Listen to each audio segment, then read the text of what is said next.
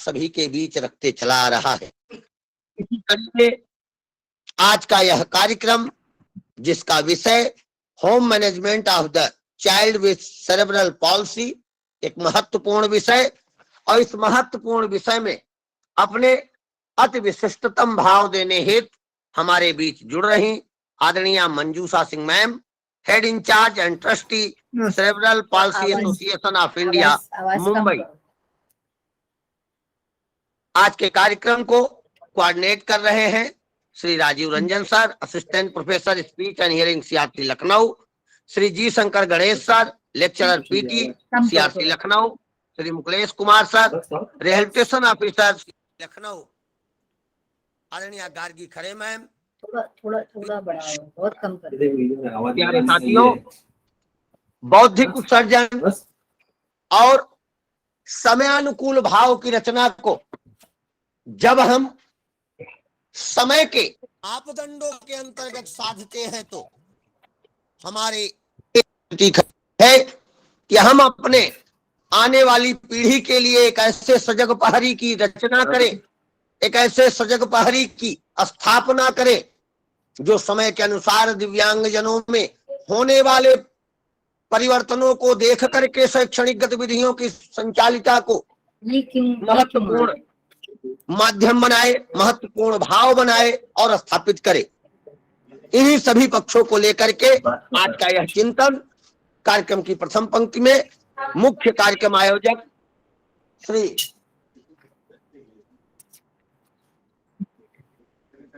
कहाँ हूँ, क्या दिख रहा है, समझ ही नहीं आ रहा। राजीव रंजन सर को मैं सादर आमंत्रित करता हूं कि सर आप आए और आज के कार्यक्रम के उद्घाटन सत्र में अपना आशीर्वचन हम सभी के बीच में रखें। आदरणीय राजीव रंजन सर। नमस्कार sir, and thank you very much for your kind introduction. आज इस पटल पे मैं राजीव रंजन आप सभी को अपने director PDUNI PPD new Delhi के तरफ से और अपने director Shri Ramesh Pande ji CRC Lucknow and पूरा सीआरसी परिवार के तरफ से आप सभी का हार्दिक अभिनंदन और स्वागत करता हूं। जैसा कि आप सब लोग हमसे जुड़ते आते हैं, ऑनलाइन कार्यक्रम हो या ऑफलाइन कार्यक्रम हो, आप लोगों का जुड़ना ही हमारे प्रोग्राम को आगे बढ़ाता है और एक दूर दूर तक जो बैठे हैं वहां तक हमारे मैसेज को पहुंचाता है।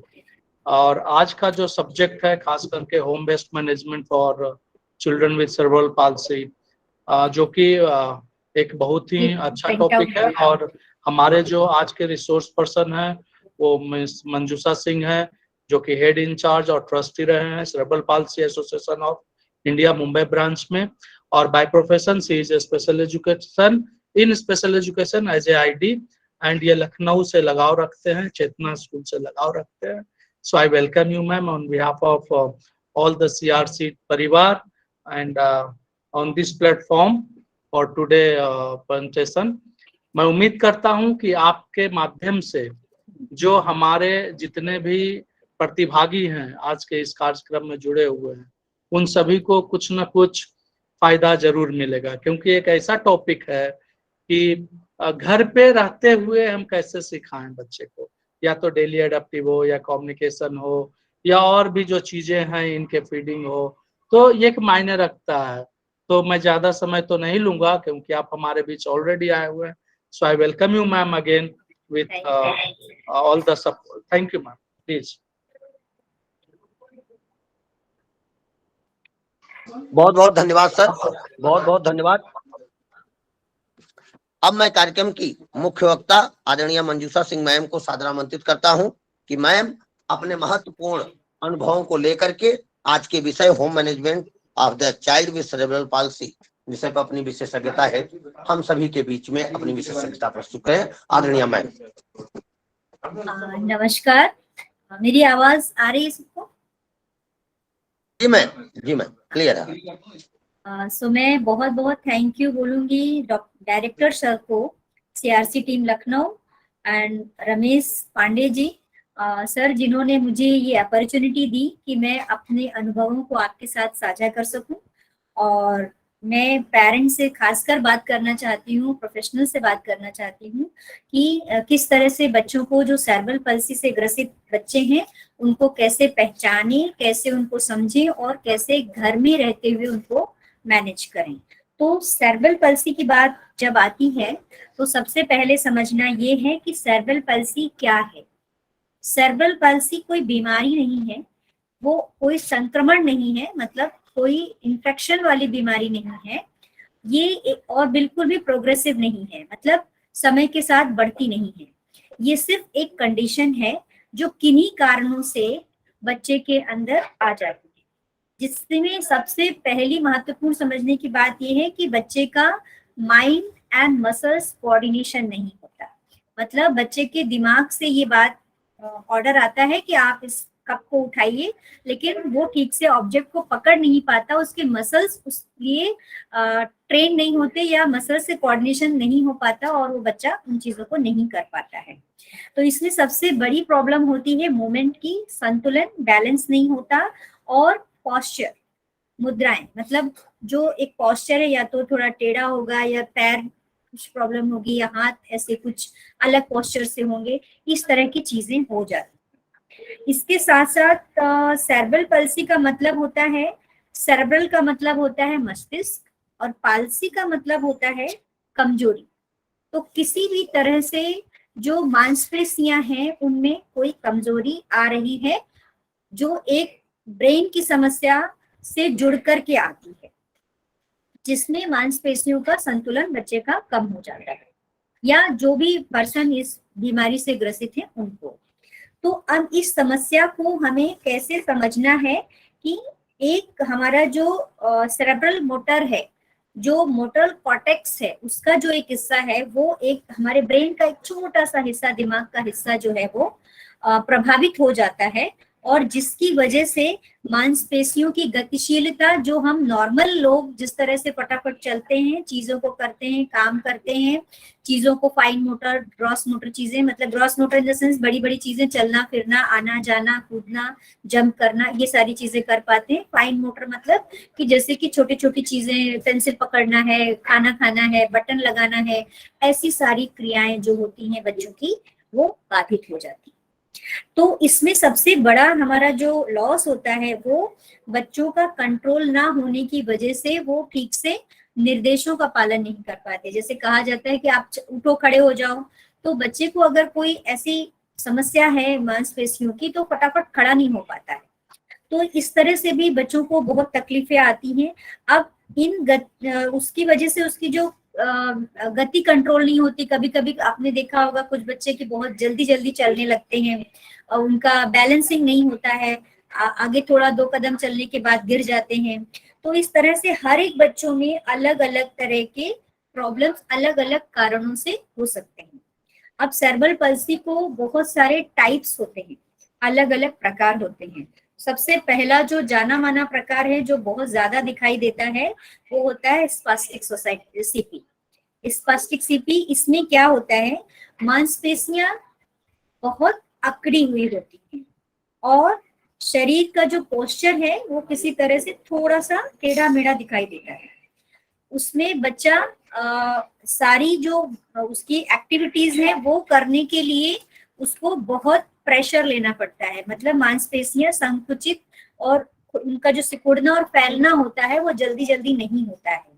तो ये सबसे ज्यादा दिखाई देने वाला सेरेब्रल पल्सी का एक प्रकार है, जो बहुत ज्यादा दिखाई देता है, और कभी कभी ये शरीर के किसी एक हिस्से में हो सकता है या एक से ज्यादा हिस्से में हो सकता है, या जैसे राइट साइड या लेफ्ट साइड हो सकता है। लेफ्ट साइड होगा तो हाथ और पैर दोनों में होगा, या फिर लेफ्ट होगा तो हाथ और पैर में दोनों में होगा, या फिर हो सकता है सिर्फ केवल हाथों में हो, पैर सही हो, या सिर्फ पैरों में हो, हाथ सही हो।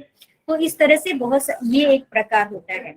दूसरा प्रकार होता है डिस्कनेक्ट सीपी। इसमें क्या होता है, इसमें हाथ और पैर दोनों की गतिशीलता नियंत्रण करने में बड़ी समस्या आती है, मतलब वो ज्यादा शेकिंग मूड में रहते हैं, इससे कि बच्चे का फटाफट उठना, चलना, बैठना और कोई भी काम करना, जैसे कि पढ़ाई लिखाई या कोई भी घर की एक्टिविटी करने के लिए प्रॉब्लम आती है। फिर अटैक्सिक एक सीपी आता है जिसमें कि पूरी बॉडी का समन्वय, संतुलन, कोऑर्डिनेशन नहीं होता है। ये एक वैरायटी होती है सीपी की। चौथी जो हमारी सीपी की एक प्रॉब्लम आती है वो होती है मिक्स सीपी। उसमें एक ही बच्चे में कई तरह की सीपी प्रॉब्लम्स देखी जा सकती हैं, जैसे कि स्पास्टिसिटी भी हो सकती है और डिस्टोनिक भी हो सकता है। अब समझने की बात यह है कि ये सारी चीजें क्यों हो जाती हैं और कैसे हो जाती हैं। तो हम इसको इस तरह से समझ सकते हैं कि ये जो समस्या है वो ज्यादातर ऐसे आती है कि या तो प्रीनेटल, मतलब जब बच्चा पेट में होता है तब, और पोस्टनेटल, बच्चा पैदा होने के तुरंत बाद या बच्चा पैदा होने के बाद। तो जब पहली जो प्रीनेटल कंडीशंस आती हैं उनमें क्या हो जाता है, ये मैं इसलिए बताना चाहती हूँ कि अगर कोई प्रेग्नेंट है पेरेंट्स या बच्चे, मतलब जो हमारे सुनने वाले लोग हैं पेरेंट्स स्पेशली, तो वो इस बात का ख्याल रखें कि जब बच्चा पेट में होता है और किसी भी कारण से उसको सेरेब्रल मोटर कॉर्टेक्स का सामान्य विकास नहीं हो पाता है, मतलब मस्तिष्क का किसी भी कारण से, दवाइयों के इन्फेक्शन से या किसी भी कारण से ठीक से उसका विकास नहीं होता है, तब सेरेब्रल पल्सी डेवलप होने के चांसेस होते हैं।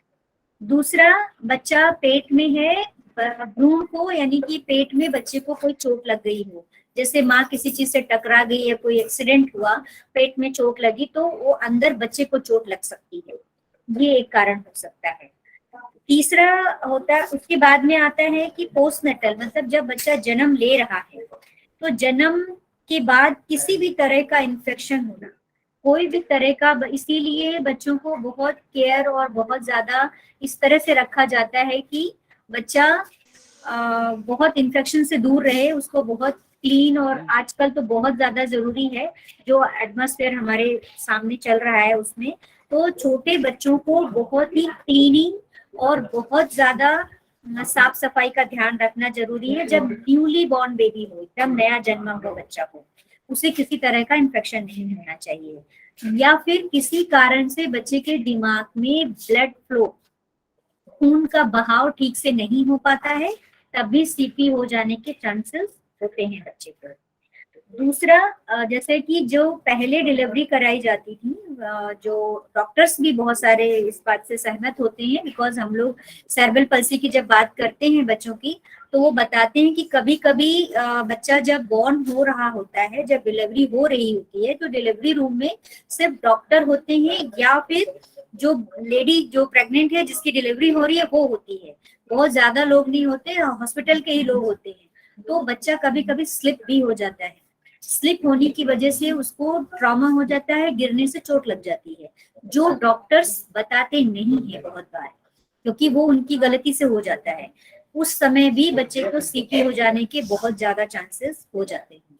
तो इसीलिए अभी कुछ मेडिकल सेंटर्स में और कुछ डॉक्टर्स बहुत ज्यादा कर रहे हैं जो पानी में डिलीवरी करा रहे हैं बच्चों की। उससे क्या होता है कि बच्चा पानी में बॉर्न होगा, तो अगर स्लिप भी हो गया तो उसको ट्रॉमा नहीं होगा, उसको चोट नहीं लगेगी, बच्चा पानी में गिरेगा। तो अभी आप देखेंगे कि जो बहुत सारी डिलीवरीज हो रही है वो पानी में इसीलिए कराई जा रही है कि बच्चा स्लिप होके गिरे ना, उसको किसी तरह का ट्रॉमा नहीं होना चाहिए। उसके बाद में अब सबसे बड़ी चीज ये है कि ये सारी चीजें प्रिकॉशंस ले सकते हैं कि ऐसा ना हो, लेकिन अब हम ये कैसे जाने कि हमारा बच्चा जो अभी छोटा है, जो अभी न्यूली बॉर्न बेबी है, उसमें वो सीपी के कोई लक्षण, अगर किसी भी तरह का प्रॉब्लम दिखता है, तो कैसे हम समझ सकते हैं कि ये बच्चा कौन सा बच्चा सीपी है या सीपी हो सकता है, सीपी की प्रॉब्लम उसको हो सकती है। तो सबसे पहले तो जो हम माइल्ड स्टोन बताते हैं, जो कि बच्चे का उठना चलना बैठना, ये सारा एक नॉक होता है कि एक मीटर है कि इस समय बच्चे को हेड नेक कंट्रोल करना चाहिए, इस समय बच्चे को हमें आई टू आई कांटेक्ट करना चाहिए, इस समय बच्चे को माँ की तरफ अट्रैक्ट होना चाहिए, ऑब्जेक्ट्स पकड़ने चाहिए, वो सारी चीजें, इनको हम माइल्ड स्टोन बोलते हैं। ये माइल्ड स्टोन अगर बच्चे के डिलेड हैं तो हमें तुरंत ध्यान देना चाहिए। ऐसा बहुत सारे घरों में हो जाता है कि कोई बात नहीं, इसका पापा भी लेट चला था, इसके पापा को भी ऐसा देर हुई थी, वो देर से बोले थे। अब इस समय ऐसी कंडीशन है कि इन चीजों पे ध्यान ना दे करके किसी भी तरह से आपको तुरंत डॉक्टर से सलाह लेनी चाहिए, ये बहुत जरूरी है। उसके बाद में ये जैसे ही डेवलपमेंटल डिलेड आपको दिखाई दे, खासकर मदर्स बहुत केयरफुल रहिए। अगर बच्चे को किसी भी तरह का डेवलपमेंट डिले दिखाई देता है, उसके विकास में देरी हो रही है, बच्चा ऑब्जेक्ट पे ध्यान नहीं दे रहा है, बच्चा सुन नहीं रहा, मतलब बहुत जल्दी आप नहीं समझ पाते कि बच्चा सुन नहीं रहा है, लेकिन अगर आप कोई बात कुछ चीज बजाते हैं, आवाज करते हैं और बच्चा उस पर आपका रिफ्लेक्शन नहीं देता है, उसके ऊपर उसका अट्रैक्शन नहीं आता है, आपको जवाब नहीं मिलता है, तो आप तुरंत डॉक्टर से कंसल्ट करें, बहुत जरूरी है। चाइल्ड न्यूरोलॉजिस्ट के पास में जाएं या पेडियाट्रिशियन के पास में जाकर के तुरंत दिखाएं। तीसरी बात आती है असामान्य मांसपेशियों का तोड़। बच्चा सब कुछ कर रहा है लेकिन या तो उसके हाथ बहुत अकड़े हुए रहते हैं, वो ठीक से खोलता है तो बहुत ताकत लगाता है, खोलता नहीं है, या एकदम लूज पड़े रहते हैं हाथ, वो बराबर वो नहीं करता। अगर ऐसी कंडीशन है तो भी इमिडिएटली आपको डॉक्टर से कंसल्ट करना चाहिए। दूसरा है कि बहुत ही ज्यादा चलने में बच्चा खड़ा नहीं हो पा रहा है, जैसे कि अगर बहुत छोटे बच्चे को भी अगर आप उसको उठा के खड़ा करें तो वो पैर टाइट करके खड़े होने की पोजीशन ले लेता है। अगर आपका बच्चा ऐसा नहीं कर रहा है तो आप प्लीज उसको तुरंत डॉक्टर को दिखाएं, क्योंकि ये सब बहुत छोटी छोटी चीजें हैं जो बहुत इफेक्ट डालती हैं। दूसरी बात है कि स्पष्टिसिटी, कठोर या तंग मांसपेशियां अगर आपको दिखाई दे रही हैं, कि बच्चे को अगर आप छूते हैं उसके हाथ या पैर तो आपको लगता है कि मांसपेशियां सॉफ्ट नहीं, बहुत कड़क है, तो भी आप ध्यान दीजिए। अगर आपको लगता है कि कड़क नहीं है, बहुत ज्यादा सॉफ्ट है, तो भी आप ध्यान दीजिए, ये बहुत ज्यादा जरूरी है। तीसरी बात है कि बच्चा सारी चीजें कर रहा है लेकिन शायद हाथ और पैर उसके कमजोर हैं। जैसे अगर आप बच्चे को उंगली आपने देते हैं तो वो अगर मुट्ठी पकड़ लेता है, मुट्ठी में आपकी उंगली पकड़ लेता है और आपको पुश करके उसको निकालना पड़ता है, तो आप समझिए कि अच्छा टोन है। लेकिन अगर वो पकड़ तो लेता है लेकिन आपको ऐसा लगता है कि वो पोस्चर बन रहा है लेकिन उसमें प्रेशर नहीं है, वो ठीक से पकड़ नहीं पा रहा है, तो अगर कोई भी तरह से हाथ पैरों की कमजोरी आपको दिखाई देती है, समझ में आती है, तो तुरंत उसके ऊपर ध्यान देने की जरूरत है। फिर पैरों पर चलना, जब बच्चा चलना भी शुरू कर देता है लेकिन वो अपने पैरों की फिंगर पे चलता है, वो पूरा पंजा पैर जमीन पे नहीं रखता, जैसे नॉर्मल बच्चे चलते हैं उस तरह ना चल करके अगर वो अपने फिंगर्स पे चल रहा है तो भी बहुत ज्यादा ध्यान देने की जरूरत है। फिर बच्चा झुक के चल रहा है, पोस्चर सीधा नहीं रख रहा है, वो जब खड़ा होता है तो बैंड हो जाता है और स्लंट होके चल रहा है, तो वो कंडीशन में भी ध्यान देने की जरूरत है। तीसरी बहुत कॉमन बात होती है कि बच्चों की लार बहती रहती है, ड्रोलिंग होती रहती है, वो बच्चे मुंह से बार बार लार सॉलो नहीं कर पाते और लार बहती रहती है, तो वो कंडीशन भी बहुत ज्यादा आपको ध्यान देने की जरूरत है। फिर बच्चा निगलता, जब खाना आप देते हैं बच्चे को बाइट मुंह में रखता है लेकिन ठीक से चबाता नहीं है, निगलता नहीं है ठीक से, या धीरे धीरे निगलता है, या निगलने में कभी कभी अजीब से मुंह बनाता है, या उसको शायद पेन हो रहा है ऐसा आपको लगता है, तो निगलने और बोलने, बोलता नहीं, कुछ शब्द मान लिया आ ई ऐसे कुछ आवाजें करता है, जैसे पानी चाहिए तो इशारे से आप आ दे दो, या खाने के इशारे करता आ, तो इस तरह की चीजें अगर आपका बच्चा कर रहा है तो उसको बिल्कुल भी इग्नोर ना करें। हाथ पैर और उसके हाथों के पंजे, पैर के पंजे या तलवों में अक्सर धड़कन जैसी, कपकपी जैसी दिखाई देती है, ये अगर सिम्टम्स किसी भी बच्चे में दिखता है तो जरूरी है कि आप तुरंत डॉक्टर से और स्पेशल एजुकेटर या थेरेपिस्ट से जरूर कंसल्ट करें।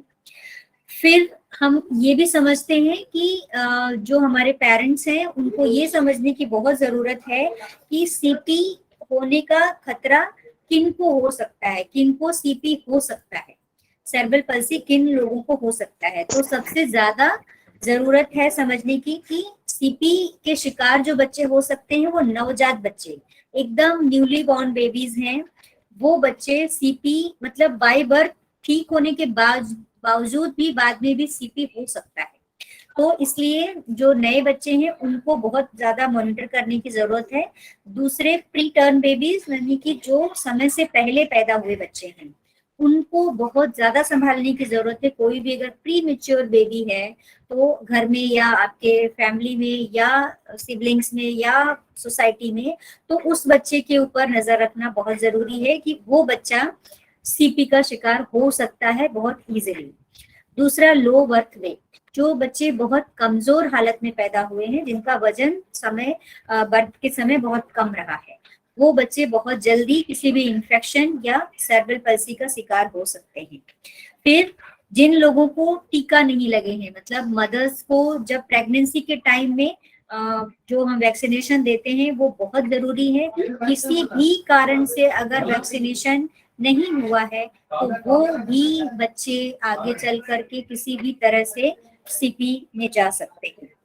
दूसरा, किसी भी तरह की इंजरी, जब बहुत बच्चे छोटे होते हैं, इवन मैं स्पेशल बच्चों को छोड़ के नॉर्मल बच्चों के लिए भी कह रही हूँ कि अगर बहुत छोटे बच्चे घरों में हैं तो उनको संभालने के समय, खिलाते समय या गोद में लेते समय बहुत छोटे बच्चों को ना दें, क्योंकि वो बच्चा स्लिप हो सकता है, वो जंप करके गिरता है। जैसे बहुत सारे बच्चे कभी कभी चारपाई से गिर जाते हैं या गोदी से गिर जाते हैं, या उठाते समय बैलेंस नहीं हुआ और दीवार में लड़ गए या कुछ भी हुआ।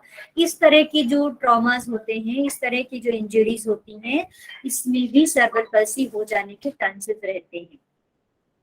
दूसरा, एक से ज्यादा बच्चे जब प्रेगनेंसी के टाइम में ट्विंस बच्चे होते हैं तो भी चांसेस हैं कि बच्चा सेरेब्रल पल्सी हो सकता है। दूसरा है इनफर्टिलिटी। इनफर्टिलिटी जो कृत्रिम तरीके से बच्चों को जन्म देने के लिए माँ बाप फर्टिलिटी के थ्रू बच्चे लेते हैं, वहां पर भी सेरेब्रल पल्सी होने के चांसेस हो सकते हैं। दूसरा, जब प्रेगनेंसी के टाइम में किसी भी तरह का इन्फेक्शन होना, जो प्रेग्नेंट लेडी है उनको अपना बहुत अच्छा ख्याल रखना बहुत जरूरी है, क्योंकि अगर वो ठीक से खाती नहीं है, कोई तरह का न्यूट्रिशन को कम है, या फिर उनको ठीक से टीकाकरण नहीं हुआ है, उनकी दवाइयां ठीक से नहीं चल रही हैं, आयरन की कमी है, या बहुत सारे इन कारणों से भी सेरेब्रल पल्सी बच्चा होने के चांसेस हो जाते हैं। देन माँ की मेडिकल कंडीशंस क्या है। अगर मदर किसी भी तरह की प्रीवियस टाइम में बहुत लॉन्ग टाइम से किसी बीमारी से जूझ रही है, वो लो वेट है, या फिर उनको डायबिटीज रही है, या हाइपरटेंशन है, या लो बीपी की शिकायत है, ऐसे जो जनरल कॉमन प्रॉब्लम्स हैं, या बहुत ज्यादा सर्दी रहती है, इस तरह की जो इश्यूज हैं, उनमें भी आगे चल के प्रेगनेंसी के बाद बच्चे को सीपी हो जाने के चांसेस बढ़ जाते हैं। दूसरा, जन्म से जुड़ी जटिलताएं। मतलब जन्म से जुड़ी जटिलताएं का मतलब ये होता है कि जब बच्चा बॉर्न पेट में है, आपके पोस्चर्स, आपके लाइफ स्टाइल इस तरह से हैं कि बच्चे का जो प्लासेंटा जिससे बच्चा जुड़ा होता है, जो गर्भनाल होती है, वो उसके गर्दन के आसपास लिपट जाए, या जिस फ्लूइड में बच्चा रहता है वो फ्लूइड किसी तरह से उसके मुंह में चला जाए। ये सारी जो जन्म से जुड़ी जटिलताएं हैं, या फ्लूइड कम है बच्चे में, बच्चे के मूवमेंट कम है, उन रीजंस में भी बच्चे को सेरेब्रल पल्सी हो जाने की संभावना होती है। और जो यंगस्टर्स हैं उनसे मैं कहना चाहूंगी, एक बहुत बड़ा कारण है, स्टडीज में अभी सामने आया है कि देर से माँ बनना एक बहुत बड़ा रीजन बन सकता है सेरेब्रल पल्सी या किसी तरह की भी डिसेबल बच्चे को जन्म देने का। क्योंकि आजकल लेट मैरिजेस हो रही हैं, प्रेगनेंसी भी लेट हो रही है, उसकी वजह से भी ये प्रॉब्लम हो सकती है। तो ये एक बहुत साइलेंट फिगर है जो हमें किसी प्रत्यक्ष कारण में दिखाई नहीं देता, लेकिन इस कारण हमारे पास बहुत सारे पेरेंट्स ऐसे आते हैं कि जो ओवर एज, मतलब ओवर एज में कहूंगी 40s के बाद अगर उन्होंने प्रेगनेंसी कैरी की है तो उनके बच्चे रिटार्डेड, ऑटिज्म या सेरेब्रल पल्सी के शिकार हुए ही। तो इसके लिए अगर आप माँ बनना चाहते हैं, आपके बच्चों को भी, आपके सिबलिंग्स को, सबको ये सलाह दीजिए कि टाइम पे शादी और टाइम पे बच्चे हों, ताकि बच्चे अच्छे स्वस्थ पैदा। दूसरा, दवाओं का सेवन। अगर रेगुलरली आप किसी भी तरह का मेडिकेशंस ले रहे हैं, कंटिन्यू वो मेडिकेशंस आपके लाइफ में है, तो भी एक बहुत बड़ा चांस होता है। दूसरा, लाइफ स्टाइल कैसी है आपकी। आजकल लड़कियां भी सिगरेट पी रही हैं, लड़कियां भी स्मोक कर रही हैं और ड्रिंक भी करती हैं, तो ये एक बहुत शायद वो ओकेजनली करती हूँ, रेगुलरली ना करती हूँ, लेकिन हाई सोसाइटीज में देखा जा रहा है, जैसे मुंबई जैसे शहरों में हमारे सेंटर के सामने ही हमारा कॉर्पोरेट ऑफिस है, तो मैं तो रोज देखती हूँ कि लड़कियां खड़े होकर सिगरेट पी रही हैं।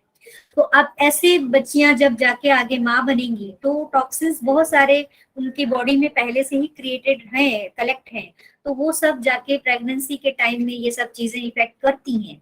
तो लाइफ स्टाइल आप जिए, आप मॉडर्न बने, लेकिन आपका कर्तव्य भी ध्यान में रखें। तो ये एक बहुत बड़ा साइलेंट कारण है सर्वल पल्सी बच्चा पैदा हो जाने का। उसके बाद एक कारण आता है किसी भी स्ट्रेस में, या फिर बहुत ज्यादा टेंशन लेते हैं लोग छोटी छोटी समस्याओं की, कि शादी, खासकर मदर्स के लिए मैं ये कह रही हूँ, क्योंकि मदर्स भी प्रेग्नेंट होंगी और बच्चियां ही आगे माँ बनेंगी। तो वो क्या होता है कि शादी पसंद से नहीं हुई, या फैमिली में कुछ कोप अप नहीं हो पा रहा है, उसको लेके टेंशन है, या हस्बैंड सफिशिएंट कमाते नहीं है, बहुत सारे रीजन से बहुत सारी लेडीजें, ये सारे रीजंस मैं अपने एक्सपीरियंस के साथ बोल रही हूँ, मैं बिल्कुल भी कोई स्टडीज की बात नहीं कर रही। हमारे यहाँ पर बहुत सारे पेरेंट्स जब एडमिशन के लिए आते हैं तो हम उनकी पूरी हिस्ट्री लेते हैं, जो कि स्पेशल एजुकेटर सारे ही लेते हैं। तो उसमें हमें ये सब चीजें दिखाई देती हैं कि मदर चाहती नहीं थी कि बच्चा हो, क्योंकि वो पेरेंट्स ने जबरदस्ती शादी कर दी, वो खुश नहीं थी अपनी शादी से, और इसकी वजह से वो प्रेगनेंसी उन्होंने कैरी करनी पड़ी, और आगे जाकर के रिजल्ट ये आया कि बच्चा स्पेशल आ गया उनकी लाइफ में। अब वो और ज्यादा स्ट्रेस आ गया, तो उससे क्या होता है कि माँ की कंडीशन डे बाय डे और ज्यादा खराब होती चली जाती है। तो मेरा ये बहुत जरूरी है ये बात सभी से कहना कि प्लीज अपनी जो लेडीज हैं, चाहे वो आपकी बेटियां हो, चाहे वो आपकी बहनें हो, या आपकी बीवियां हो, उनको खुश रखना बहुत जरूरी है, बिकॉज एक पूरी जो जनरेशन है वो उन पे डिपेंड करती है। तो ये सारे रीजन जो मैंने आपको भी बताए, ये बहुत बड़े रीजंस हैं सेरेब्रल पल्सी बच्चा हो जाने के, फैमिली में ऐसा बच्चा आ जाने का। और जब एक सेरेब्रल पल्सी या एक स्पेशल बच्चा आपकी फैमिली में आता है तो सिर्फ मदर ही सफर नहीं होती, पूरी फैमिली सफर होती है।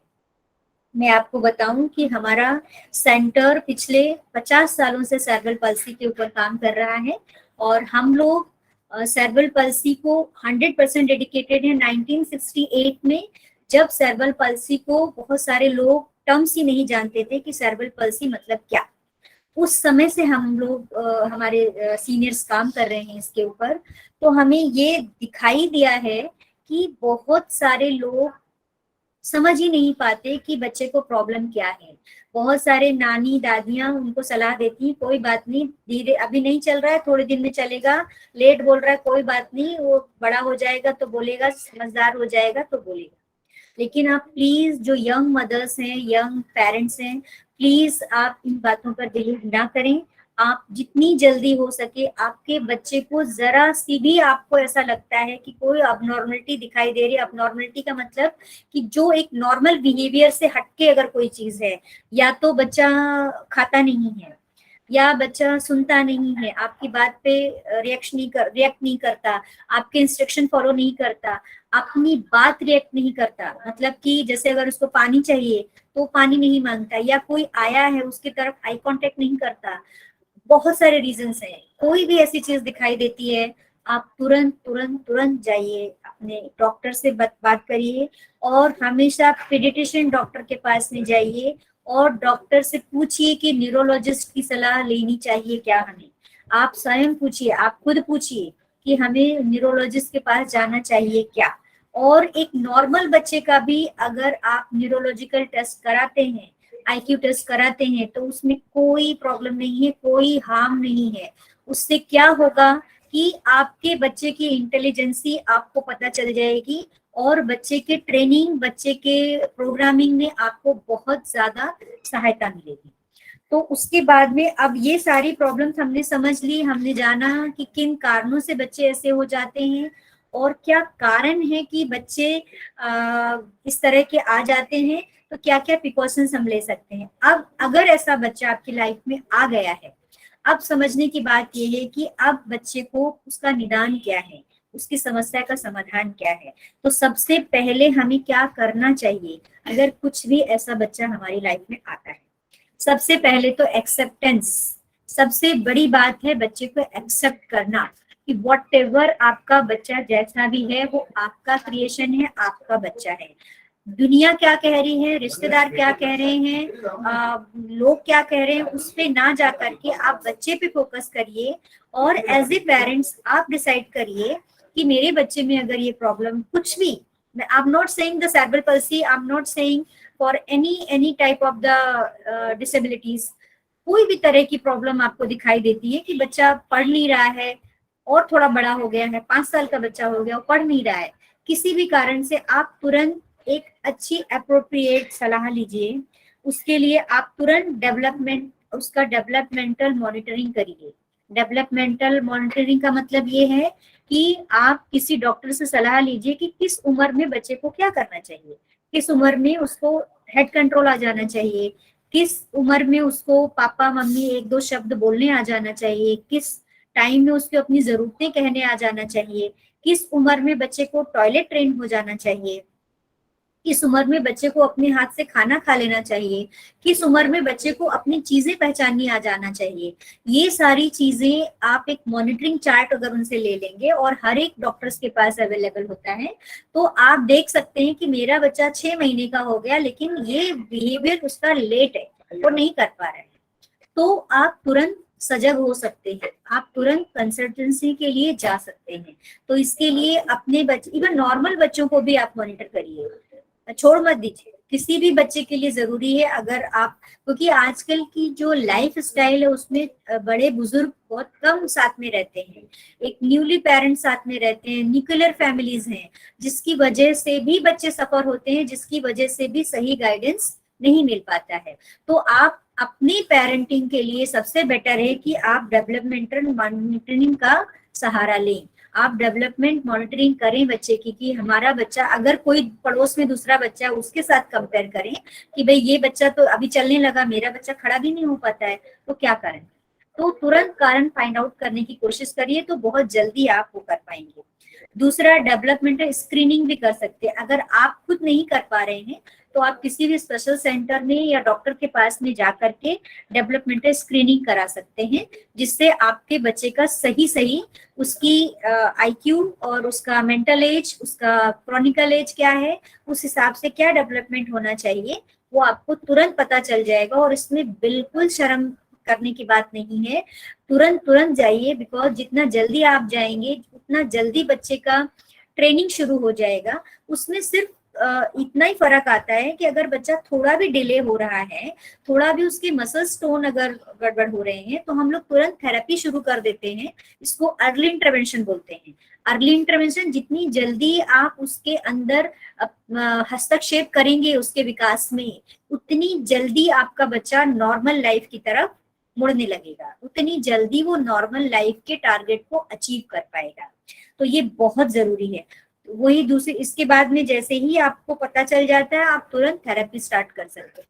और दूसरी चीज, सेरेब्रल पल्सी बच्चों में ये एक कंडीशन है, ये कोई डिसीज नहीं है, कोई बीमारी नहीं है। किसी को छूने से या उसके लाइफ स्पैन, मतलब उसका जो जन्म की उसके जीवन है, जीवन पे कोई ज्यादा फर्क नहीं डालती। हाँ, उसकी डेली लिविंग एक्टिविटीज से फर्क डालती है, लेकिन वो बच्चा कम जिएगा, वो जल्दी चला जाएगा, ऐसा नहीं होता।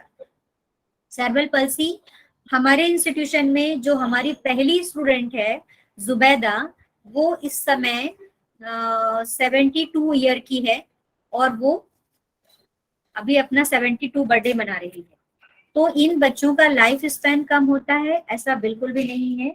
सिर्फ जितनी अच्छी ट्रेनिंग आप बच्चे को प्रोवाइड करेंगे उतनी जल्दी बच्चा ग्रो होगा, उतनी जल्दी बच्चे को हम बेटर कंडीशन में लेके आ पाएंगे। तो उसके बाद में 2 चीजें बच्चे के लिए बहुत जरूरी है, एक थेरेपी और दूसरा ट्रेनिंग। ट्रेनिंग, जो हमारे स्पेशल एजुकेटर्स होते हैं वो स्पेशली ट्रेंड होते हैं कि अब बच्चे को खाना खाना है, छोटी सी स्किल है खाना खाना, आप लोग मदर्स क्या करते हैं कि भाई बच्चा ठीक से अपने हाथ से उठा के मुंह तक नहीं ले जा पा रहा है या बहुत ज्यादा गिरा रहा है, तो वो क्या करते हैं कि वो खुद ही फीड करा देते हैं बच्चे को चम्मच से या हाथ से फटाफट फटाफट करके, और उसको क्लीन करके बिठा देते हैं और हो गया। लेकिन स्पेशल एजुकेटर आपको टास्क बताएंगे, आपको ट्रेन करेंगे कि कैसे बच्चे को आपको फीड कराना है। तो वो ट्रेनिंग जितनी जल्दी शुरू होगी उतनी जल्दी बच्चा इंडिपेंडेंटली खाना खाने लगेगा। तो सबसे बड़ी समझने की बात यह है कि जब हम बच्चे की देखभाल करते हैं, खासकर सेरेब्रल पल्सी बच्चों की, तो उस बच्चे के लिए सबसे ज्यादा जरूरी ये है कि माँ बाप ने कितनी जल्दी एक्सेप्ट किया। 2-3 की पॉइंट्स हैं, वो 3-4 की पॉइंट्स अगर आपके दिमाग में ठीक से बैठ जाते हैं, कोई भी बच्चा तकलीफ दे नहीं होता। अभी वो आपका बच्चा है, आपके घर में आया है, और अगर स्पिरिचुअली इस बात को कहूँ मैं, तो मैं तो पेरेंट्स को अपने यही गाइड करती हूँ कि आपके भाग्य में जो था वो आपके पास आया है, आप इस लायक हैं कि इस बच्चे को संभाल सकते हैं, इसलिए भगवान ने ऐसा बच्चा आपको दिया है। तो ये एक एक्सेप्टेंस बहुत जरूरी है कि भगवान ने जैसा भी हमें दिया है, जो भी हमें दिया है, उसे हमें स्वीकार करना है और उस बच्चे के बेटरमेंट पे काम करना है। सबसे पहले आपको एक्सेप्टेंस, मदर एक्सेप्ट करते हैं, लेकिन पेरेंट्स को, खासकर फादर्स को बहुत काउंसलिंग की जरूरत पड़ती है, बहुत ज्यादा बताने की जरूरत पड़ती है कि इस बच्चे को किस तरह से आपको देखना है, किस तरह से एक्सेप्ट करना है। बिकॉज बहुत सारे मेरे पास भी पेरेंट्स आते हैं जिसमें मदर्स को ये कहा जाता है तेरा बच्चा है, तेरा बच्चा है इसलिए ऐसा है, या तेरा बच्चा तू देख ले। तो कोई भी माँ का अकेला बच्चा नहीं। हमेशा मैं, अगर पेरेंट्स हमारे सुन रहे होंगे, फादर स्पेशली, तो मैं उनसे बहुत रिक्वेस्टली बात कहना चाहती हूँ कि बच्चा दोनों का बराबर होता है और फादर को एक्सेप्ट करना बहुत जरूरी। जितनी जल्दी फादर एक्सेप्ट करेंगे उतनी जल्दी बच्चे का डेवलपमेंट और ज्यादा बेटर होगा।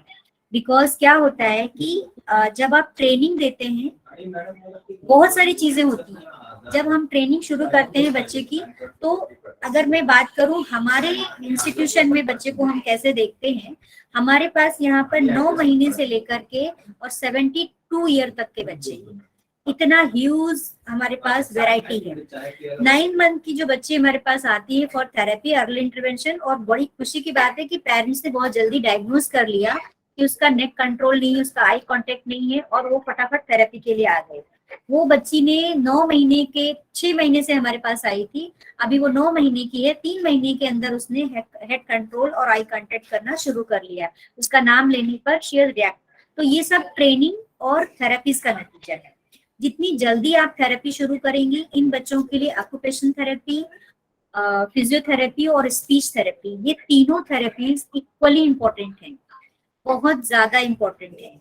दूसरी, पेरेंट्स को मैं कहना चाहती हूँ, ये बात बहुत ज्यादा समझने की है कि कहीं पर भी कोई भी इंस्टीट्यूशन वो थेरेपी दे रहा है, स्पेशल एजुकेशन आपको दे रहा है, तो सिर्फ एजुकेशन देने से या सेंटर पे जाने से बच्चा ठीक नहीं या बच्चे में चेंजेस नहीं आएंगे जब तक आप पर्सनली इन्वॉल्व नहीं होंगे।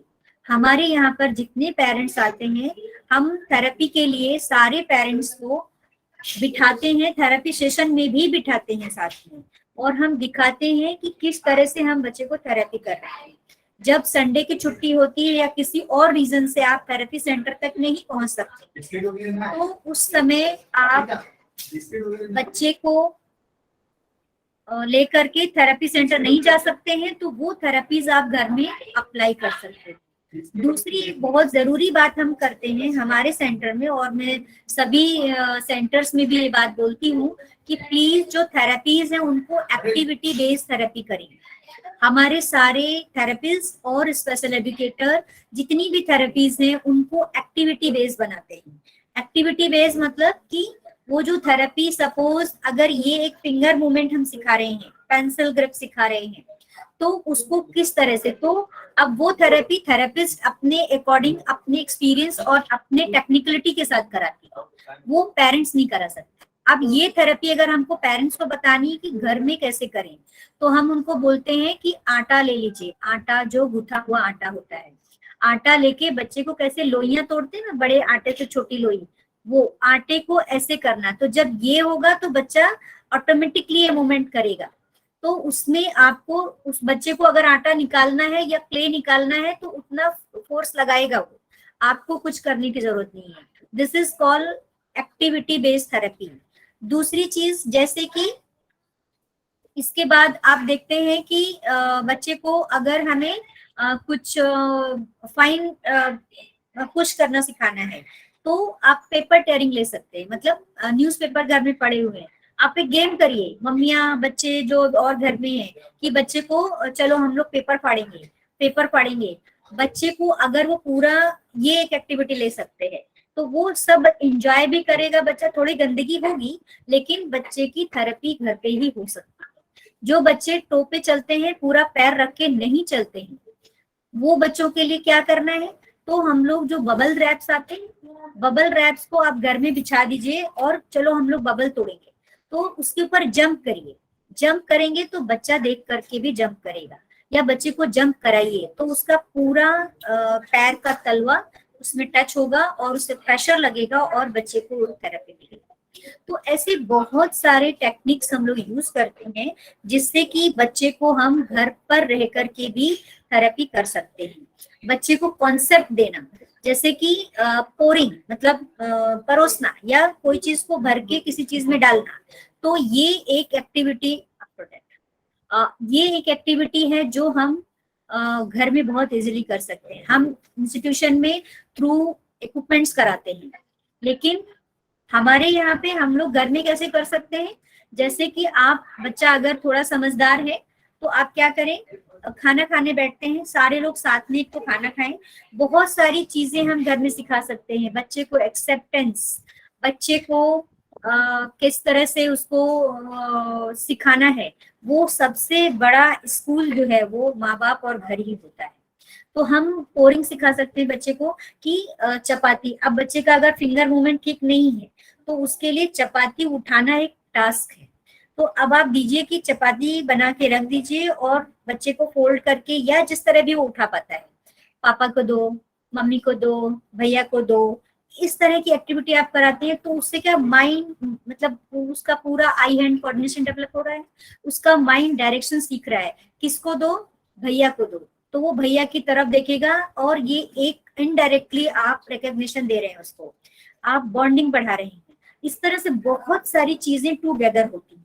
तो हमारे सेंटर पे हम पेरेंट्स को पूरा ओपनली सेंटर के अंदर ही बिठाते हैं ऑल थेरेपीज के साथ में, क्योंकि अगर पेरेंट्स साथ में नहीं बैठेंगे, बिकॉज हम एज ए इंस्टीट्यूशन बहुत लिमिटेड टाइम के लिए बच्चे के साथ रहते हैं, 24 आवर पेरेंट्स रहते हैं, तो पेरेंट्स को ट्रेन करना बहुत जरूरी, खासकर सीपी बच्चों के लिए, बिकॉज सीपी बच्चों के लिए हमेशा एक सिंगल मिनट भी वो विदाउट थेरेपी या विदाउट डायरेक्शन नहीं रह सकते, क्योंकि उनको वो चीजें सिखानी बहुत जरूरी है। तो इसलिए मेरा अगर आप लोग चाहेंगे तो हम लोग बाद में इसके ऊपर कैरिकुलम पर भी बात कर पाएंगे।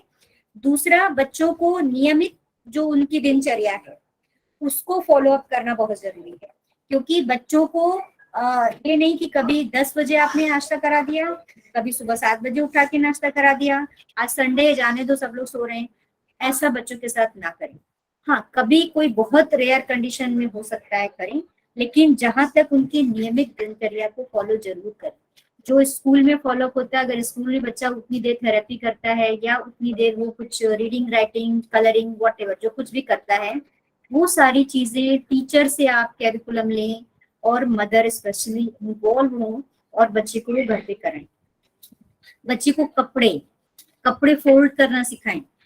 अभी बहुत छोटा बच्चा कपड़े शायद फोल्ड नहीं कर सकता, लेकिन एटलीस्ट शार्ट आउट करना कि पापा की शर्ट कहाँ है, ये देखो, और दिखाइए। एक दिन में नहीं होने वाला है ये 6-7 महीने 8 महीने की एक्टिविटीज है जो कि आप टारगेट करिए कि मुझे बच्चे को सिखाना है। तो बहुत छोटे से बच्चे को, शायद आपको ऐसा लगता होगा कि हम बच्चे को बोल रहे हैं उसको तो समझ नहीं रहा है, अननेसेसरी में बोले चली जा रही हूँ, ऐसा नहीं है। बच्चे को आपको हर चीज बताना है। आज हम बाहर जा रहे हैं, आज तुम नई फ्रॉक पहनोगी या आज तुम ये वाली शर्ट पहनोगे, उसके सामने अननेसेसरी 2 शर्ट रखिए, जो उसकी पसंद की हो, आप उससे पूछिए, उसकी चॉइस पूछिए कि तुम कौन सी शर्ट पहनोगे, तो वो किसी एक शर्ट पे तो हाथ रखेगा, वो शर्ट उसको पहनाइए और उसको कई लोगों को बताइए। बच्चे को इंकरेजमेंट इज वेरी इंपॉर्टेंट। उनको बताइए लोगों को कि आज उसने जो शर्ट पहनी उसने खुद चुनी है, उसने उसको खुद पसंद किया है, उसने आज बताया मुझे ये पहनना है। शायद उसने नहीं बताया होगा, लेकिन ये पॉजिटिव थिंकिंग, पॉजिटिव टॉकिंग बच्चे के माइंड में बहुत पॉजिटिव केमिकल रिएक्शन देती है। और दूसरी चीज, कभी भी ब्लेमिंग या पेरेंट्स के बीच में जो भी तू मैं होती है, हर घर में होती है और फैमिलीज में होता ही है, लेकिन कोशिश करें 90% बच्चे के सामने ये ना हो। बच्चे के सामने पापा जब काम से घर लौटते हैं तो मम्मी को बताना है कि आज जो भी नाम है, शिवम, विवेक, जो भी, ईशा, आज उसने ये किया। कोई एक अच्छी बात से वो नोट शुरू करें कि बच्चे ने आज, ईशा ने ये किया, आज ईशा ने बहुत अच्छा किया। 10 बार ये बहुत अच्छा ईशा को प्रेरित करेगा कि वो अच्छा करे।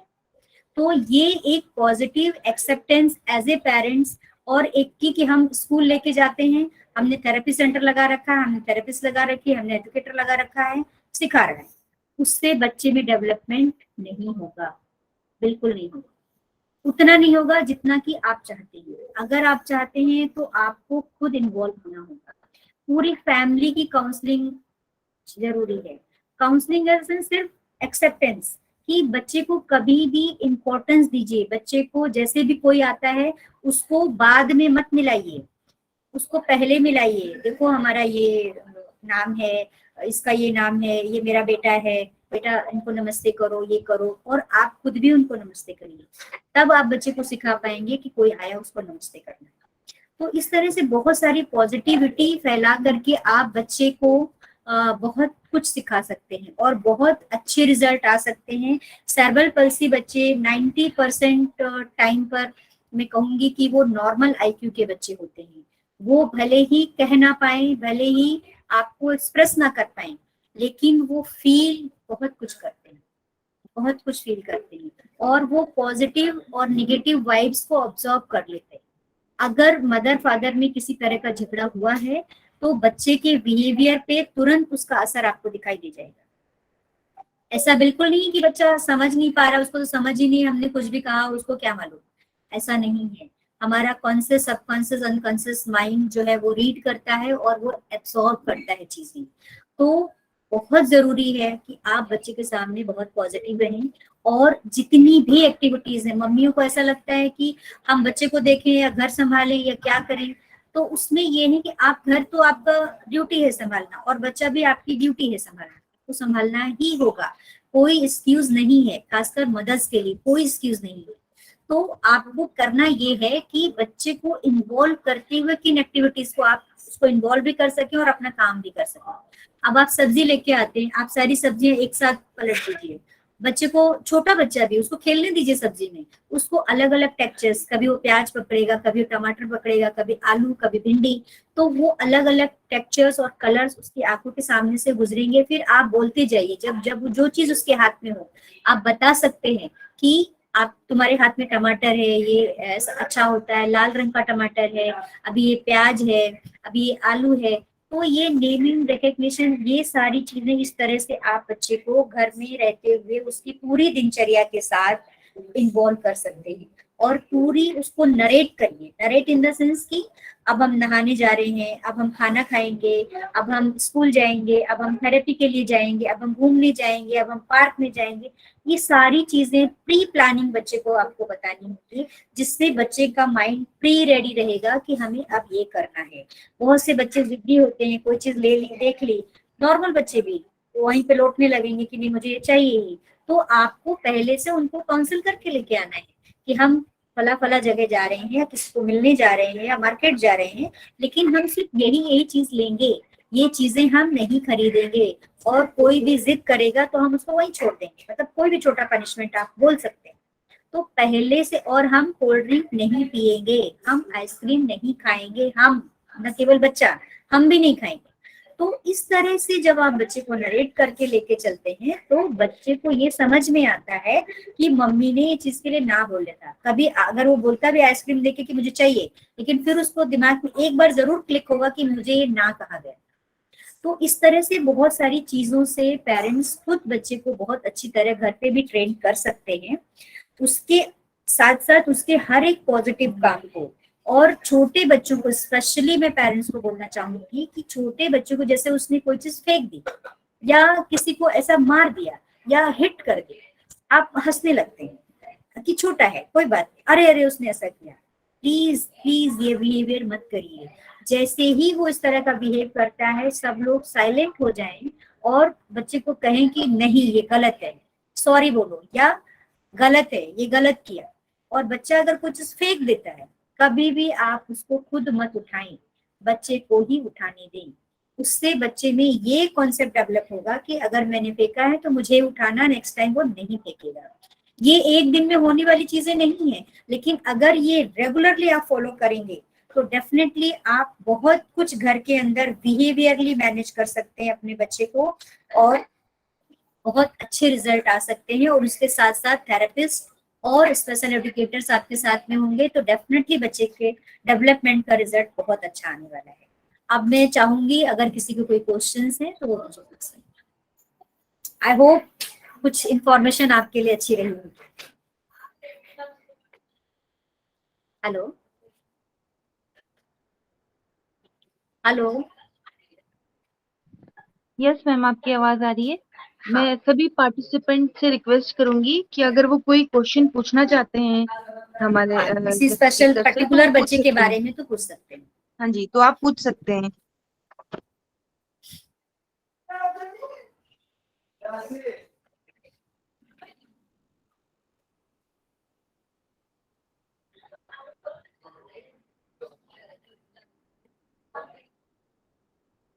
अच्छा, मैं ये जानना चाहूंगी गार्गी कि इसमें कुछ पेरेंट्स भी हैं या सिर्फ एजुकेटर्स हैं?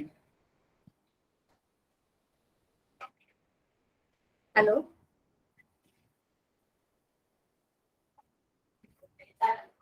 हेलो हेलो, मैं ये मैं सभी जान पार्टिसिपेंट से रिक्वेस्ट करूंगी कि अगर आप कोई क्वेश्चन पूछना चाहते हैं तो पूछ सकते हैं। अपना माइक अनम्यूट करिए, उसके बाद में पूछिए। हाँ जी, आप अपना माइक अनम्यूट करिए। आप सभी participant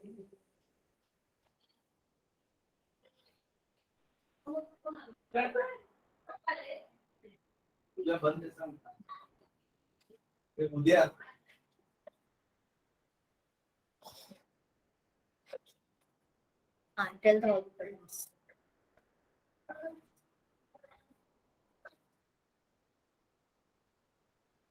Gargi, I want to know some parents also there.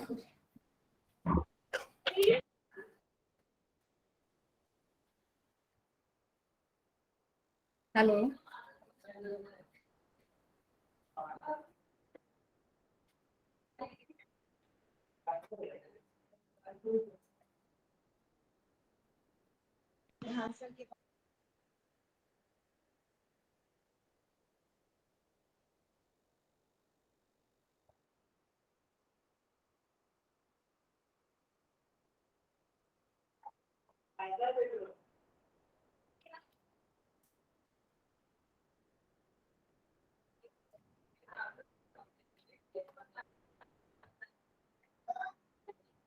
Hello.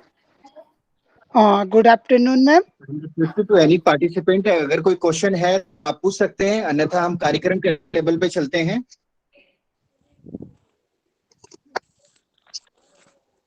जैसा कि मैं देख पा रहा हूँ चैट में किसी तरह का कोई क्वेश्चन नहीं है, तो प्रोग्राम के नेक्स्ट लेवल में मैं विकास जी को आमंत्रित करना चाहता हूँ। वोट ऑफ थैंक्स के साथ मैडम का थैंक्स करें और प्रोग्राम को विधिवत समापन करें।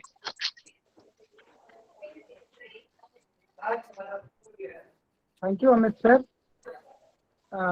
आज के इस कार्यक्रम में उपस्थित हमारे जितने भी पार्टिसिपेंट हैं और विशेष तौर पे हमारी रिसोर्स पर्सन आदरणीय मंजुषा सिंह मैडम, जिन्होंने आज के विषय पर अपनी विशेषज्ञता हम सभी के समक्ष रखी और मैं आशा करता हूं कि हम सभी लोग मैडम से बहुत कुछ सीख पाए होंगे और आज मैडम ने जो भी कुछ बताया है वो हम अपनी फील्ड में उसे इम्प्लीमेंट करेंगे। तो आज के विषय पर बहुत ही गूढ़ विशेषज्ञता रखने के लिए मैं आदरणीय मैडम का बहुत बहुत धन्यवाद देता हूं। धन्यवाद की अगली कड़ी में मैं धन्यवाद देता हूं हमारे जितने भी कोऑर्डिनेटर हैं, आदरणीय Rajiv Ranjan sir, G Shankar Ganesh sir, Muklesh sir, Nagesh Pandey sir और गार्गी खरी मैडम, सभी का बहुत बहुत धन्यवाद जिनके आपसी कोऑर्डिनेशन से इस तरीके का वेबिनार आज संभव हो पाया। मैं धन्यवाद करना चाहूंगा हमारे पैट्रॉन आदरणीय Meena Kumari Sharma madam, director PDO NIPBD New Delhi, और CRC लखनऊ के डायरेक्टर आदरणीय रमेश पांडे सर का आशीर्वाद और मार्गदर्शन हम सभी को लगातार मिलता रहता है और हम सभी लगातार ऑफलाइन और ऑनलाइन कार्यक्रमों के माध्यम से जो हमारे दिव्यांगजन हैं उनको सशक्तिकरण करने का कार्य कर रहे हैं। मैं हमारे दोनों पैट्रॉन का बहुत बहुत धन्यवाद देता हूं। मैं धन्यवाद की अगली कड़ी में धन्यवाद देना चाहूंगा हमारे जितने भी पार्टिसिपेंट हमारे साथ आज उपस्थित हैं, उन सभी पार्टिसिपेंट का बहुत बहुत धन्यवाद, क्योंकि विदाउट पार्टिसिपेंट हम किसी भी कार्यक्रम की परिकल्पना नहीं रख सकते। सभी पार्टिसिपेंट का बहुत बहुत धन्यवाद और हमारे CRC लखनऊ की जितनी भी टीम है सभी का बहुत बहुत धन्यवाद कि सभी अपना समन्वय इसी तरीके से हम सभी लोगों के साथ बनाए रखते हैं और इस तरीके के कार्यक्रमों की एक संरचना, एक आधारशिला तय करते हैं। मैं अंतिम बार फिर से एक बार आदरणीय मंजूषा मैडम का बहुत बहुत धन्यवाद करता हूं। मैडम को बहुत बहुत प्रणाम करता हूं। मैडम ने अपने व्यस्ततम समय में से समय निकाला और आज हमारे इस प्लेटफॉर्म पे उपस्थित हुए हैं। मैडम आपका बहुत बहुत धन्यवाद। Thank you so much. Thank you CRC team Lucknow. And definitely I am come in the Lucknow that time. Definitely I want to visit the center also. And definitely आगे कुछ भी काम रहेगा तो हम लोग जरूर मिलके करेंगे। और सभी का धन्यवाद जिन लोगों ने मुझे पेशेंसली सुना, और अगर आगे किसी तरह का किसी को कोई मार्गदर्शन चाहिए तो डेफिनेटली आप हमसे कंसल्ट कर सकते हैं। थैंक यू मैडम, बहुत बहुत धन्यवाद मैडम। अगर हमारे किसी पार्टिसिपेंट का कोई प्रश्न है तो वो CRC लखनऊ के मेल पर उस प्रश्न को भेज सकता है, जिससे कि हम उस व्यक्ति से कांटेक्ट कर सकें और उसकी जो भी प्रॉब्लम है उसका सॉल्यूशन दे सकें। मैं मैडम को उसका कांटेक्ट नंबर सेंड कर दूंगा, उसकी प्रॉब्लम सेंड कर दूंगा। अगर ऐसा कुछ है तो प्लीज